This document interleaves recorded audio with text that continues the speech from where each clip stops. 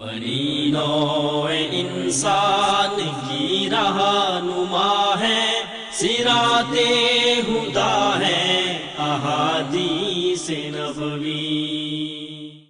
نحمدہ ونصلی علی رسولہ الکریم، اما بعد فاعوذ باللہ من الشیطان الرجیم، بسم اللہ الرحمن الرحیم۔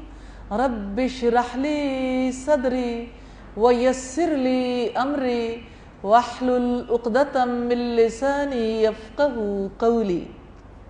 عن عمران بن حسین عن النبی صلی اللہ علیہ وسلم قال، حضرت عمران بن حسین بیان کرتے ہیں کہ نبی کریم صلی اللہ علیہ وسلم نے فرمایا، اذا قال الرجل لاخیہ یا کافر فہو کقتلہ ولعن المؤمن کقتلہ۔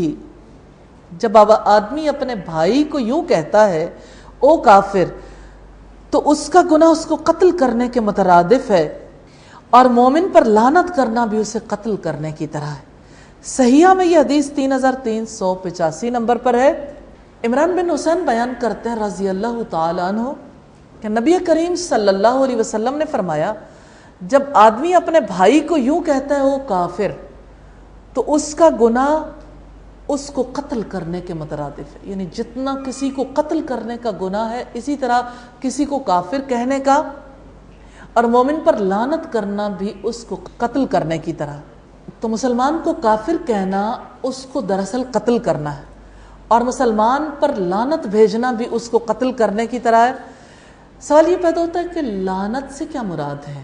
لعنت سے مراد اللہ تعالیٰ کی رحمت سے دوری، اس کی رحمت سے محرومی، اور اس کے عذاب اور اس کے غیظ و غضب کی بد دعا کرنا ہے۔ جب کوئی کہتا ہے کہ تم پر لعنت ہو، تو اس کا مطلب یہ اللہ تعالیٰ تمہیں اپنی رحمت سے محروم کر دیں، تم پر اپنا عذاب نازل کریں، تم پر غصے ہوں، اور تمہیں اللہ کے عذاب کا مستحق بنایا جائے۔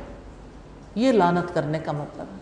تو ایمان کی وجہ سے ایک انسان کا یہ استحقاق ہے کہ وہ اللہ کی رحمت کا مستحق بنے۔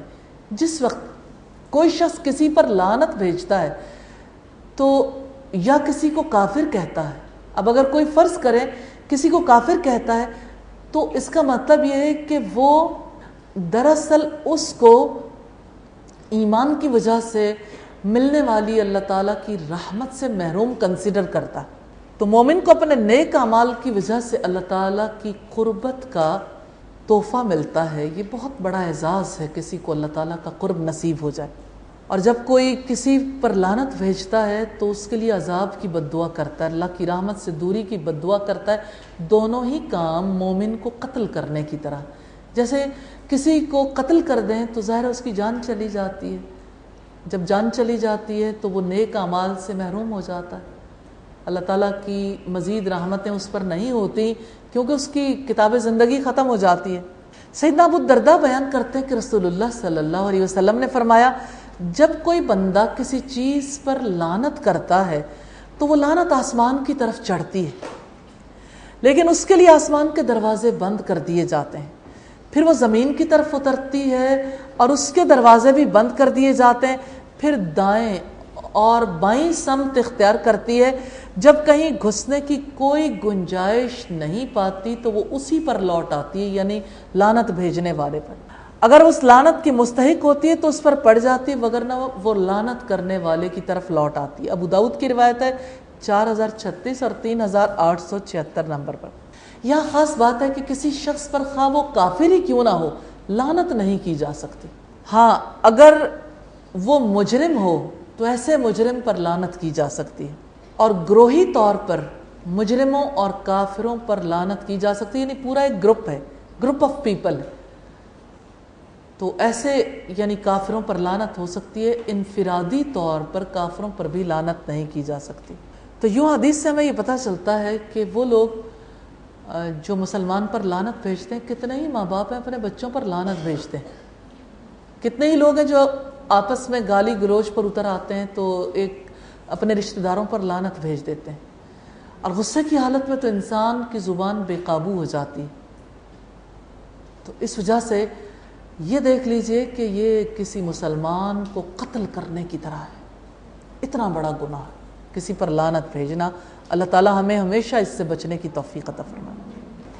حدیث نمبر 94 ہے عن ابن عمر قال قال رسول اللہ صلی اللہ علیہ وسلم. سیدنا عبداللہ ابن عمر بیان کرتے ہیں کہ رسول اللہ صلی اللہ علیہ وسلم نے فرمایا ایما امرئ قال لأخیہ یا کافر فقد باء بها احدہما ان کان کما قال. سیدنا عبداللہ ابن عمر بیان کرتے ہیں رسول اللہ نے فرمایا جس آدمی نے اپنے بھائی کو کافر کہا تو ان میں سے ایک کافر ہو کر رہے گا. وَإِلَّا رَجَعْتُ عَلَيْهِ، اور اگر وہ آدمی واقعی کافر ہوا تو ٹھیک، وگرنہ یہی وصف کہنے والے کی طرف لوٹ آئے گا. وفی روایت علی الآخر، اور ایک روایت میں آخر تک کی بات ہے. سیدنا عبداللہ ابن عمر بیان کرتے ہیں رسول اللہ صلی اللہ علیہ وسلم نے فرمایا جس آدمی نے اپنے بھائی کو کافر کہا تو ان میں سے ایک کافر ہو کر رہے گا. اگر وہ آدمی واقعی کافر ہوا تو ٹھیک، ورنہ یہی وصف کہنے والے کی طرف لوٹ آئے گا. صحیحہ کی یہ روایت 2891 نمبر پر ہے. تو یہاں حدیث سے ہمیں یہ پتہ چلتا ہے کہ جو کسی کو کافر کہہ رہا ہے دونوں میں سے ایک ضرور کافر ہو کر رہے گا. اگر کوئی واقعی کافر ہے تو درست ہے بات، پھر تو سچی بات ہے، ورنہ یہ بات کہنے والے کی طرف لوٹ آئے گی. یہ بہت بڑی وعید ہے. پھر کسی کے اندر کفر کی صفات پائی جائیں جنہیں اللہ کے رسول صلی اللہ علیہ وسلم نے متعین کر دیا تو ایسے شخص کو کافر کہا جائے گا. مسلمان کو کافر کہنا جرم عظیم ہے. سیدنا عبداللہ ابن عمر کی روایت سے معلوم ہوتا ہے کہ مسلمان کو بلا وجہ کافر کہنا کفر ہے.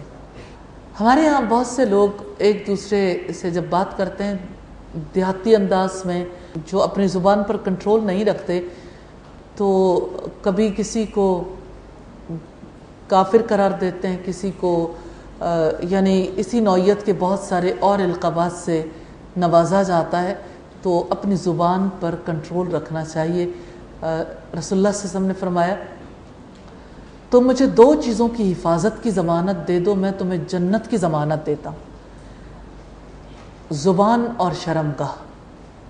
تو زبان کی حفاظت کرنے کی بہت زیادہ ضرورت ہے. حدیث نمبر 95 ہے عن ابی ہریرہ مرفوعا. حضرت ابو ہریرہ رضی اللہ تعالیٰ عنہ سے روایت ہے کہ رسول اللہ صلی اللہ علیہ وسلم نے فرمایا اربع فی امتی من امر الجاہلیت لن یدعہن الناس. جاہلیت کے 4 اوصاف میری امت میں موجود ہیں، یہ ان کو ہرگز نہیں چھوڑیں گے. النیاحہ، نوحہ کرنا، والطعن فی الاحساب، حسب نسب میں طعن کرنا، والعدوہ، اجرب بعیر فاجرب 100 بعیر من اجرب البعیر الاول. بیماری کو متعدی قرار دیتے ہوئے کہنا کہ ایک خارشی اونٹ کی وجہ سے 100 اونٹوں کو خارش لگ گئی. بھلا سوال یہ کہ پہلے اونٹ کو کس نے خارش لگائی؟ والانواع مطرنا بنوع کذا وکذا، یعنی یہ کہنا کہ فلاں فلاں ستارے کی وجہ سے بارش ہوئی.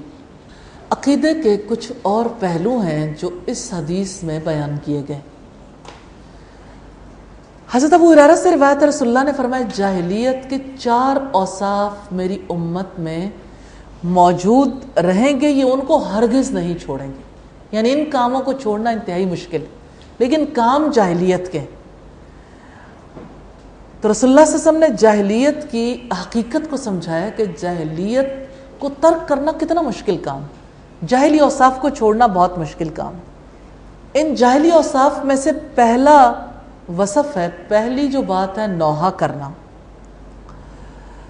سوال یہ پیدا ہوتا ہے نوحہ کرنا کیا ہے؟ بلند آواز سے ہائے ہائے کرنا، میت کی خوبیوں کو بیان کرنا اور پھر اونچی آواز سے بیان کرنا. جیسے خواتین عام طور پر جیسے کسی کی ڈیتھ ہو جاتی ہے کہ ہائے ابھی تو اس کے کھیلنے کھانے کے دن تھے، ابھی تو اس کی شادی بھی نہیں ہوئی تھی. شادی ہو جائے تو کہتے ہیں ابھی بچے چھوٹے چھوٹے تھے. تو یعنی موقع تو کوئی بھی نہیں ہوتا جب کسی کی ڈیتھ کے لیے کوئی راضی ہو جائے. بہرحال نوحہ کرنے والے اونچی آواز سے میت کی خوبیوں کا ذکر کر کے بیان کرتے ہیں، اونچی اونچی آواز سے پھر رویا جاتا ہے، اور ایک اگر کوئی بات کہے تو جواباً دوسرا بھی بات کہتا ہے۔ تو میت پر نوحہ کرنا اور گال پیٹنا حرام کاموں میں سے۔ سیدنا ابو مالک اشعری سے روایت ہے، نبی صلی اللہ علیہ وسلم نے فرمایا میری امت میں جاہلیت یعنی زمانہ کفر کی 4 چیزیں جنہیں لوگ نہیں چھوڑیں گے۔ ایک اپنے حسب پر فخر کرنا، دوسرا ایک دوسرے کے نسب پر تان کرنا، تیسرے تاروں سے بارش کی امید رکھنا، چوتھا یہ کہ بین کر کے رونا۔ اور آپ نے بین کرنے والی کے بارے میں فرمایا اگر اپنے مرنے سے پہلے توبہ نہیں کرے گی تو قیامت کے دن اس پر گندھک اور خارش لگانے والی قمیض ہوگی۔ یہ صحیح مسلم کی روایت ہے۔